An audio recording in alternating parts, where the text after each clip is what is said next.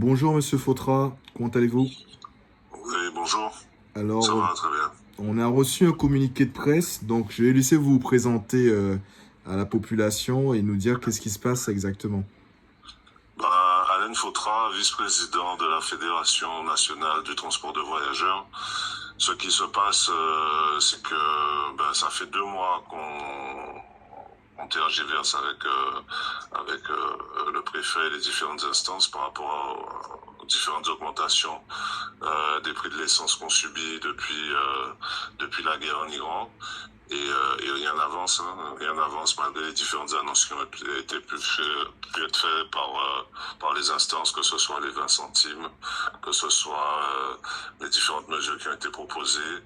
Rien n'est concrètement mis sur la table, on n'a toujours pas de décret d'application et on subit ces augmentations et là on peut plus. Donc on arrive à un point de non-retour pour nous où à chaque fois que nos bus sortent, les transporteurs perdent de l'argent. Donc là, on a sorti ce communiqué pour demander aux différentes instances une réunion dans l'urgence avec tous les donneurs d'ordre, c'est-à-dire la région plus toutes les EPCI, pour pouvoir trouver des solutions plus vite pour qu'on puisse continuer à faire notre travail de transport public, tout simplement.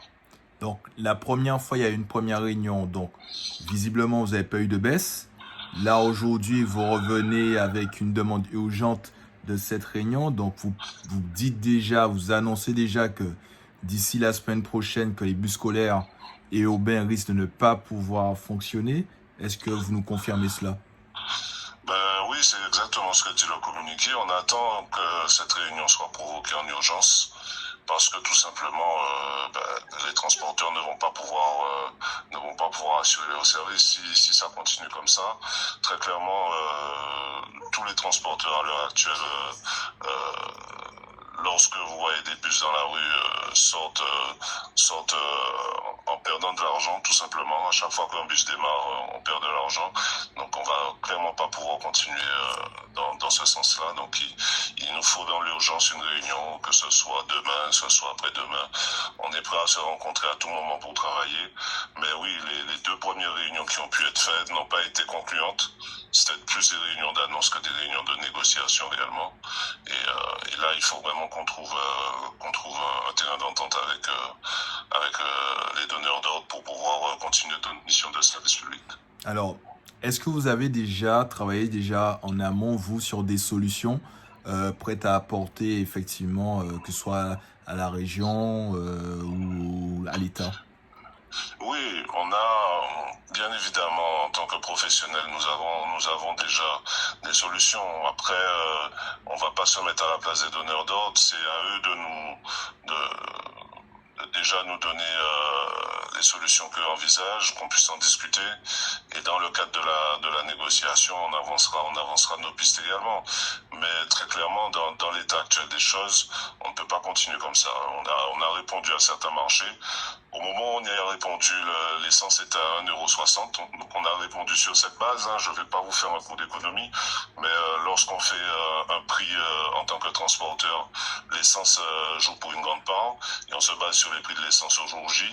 Mais faire un prix lorsque l'essence est à 1,60 € et le faire lorsqu'il est à 2,11 €, c'est pas la même chose. Et actuellement, on travaille sur des prix qu'on a fait quand l'essence était à 1,60 €. Donc tout le monde peut comprendre très clairement que c'est pas la même chose.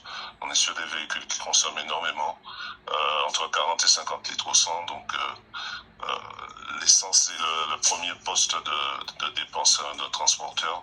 Et on peut pas continuer en ayant des hausses significatives tous les mois sans avoir de répercussions sur les prix de nos prestations. Ne serait-ce que pour payer les salaires, payer les différentes charges, ça devient quasiment impossible. Merci Monsieur Fautra et on vous dit à bientôt pour savoir ce qu'il a été fait, ce qu'il va être fait ou quelle va être votre position. Pas de souci, je vous remercie. Merci, allez, au Bonne revoir. journée, au revoir.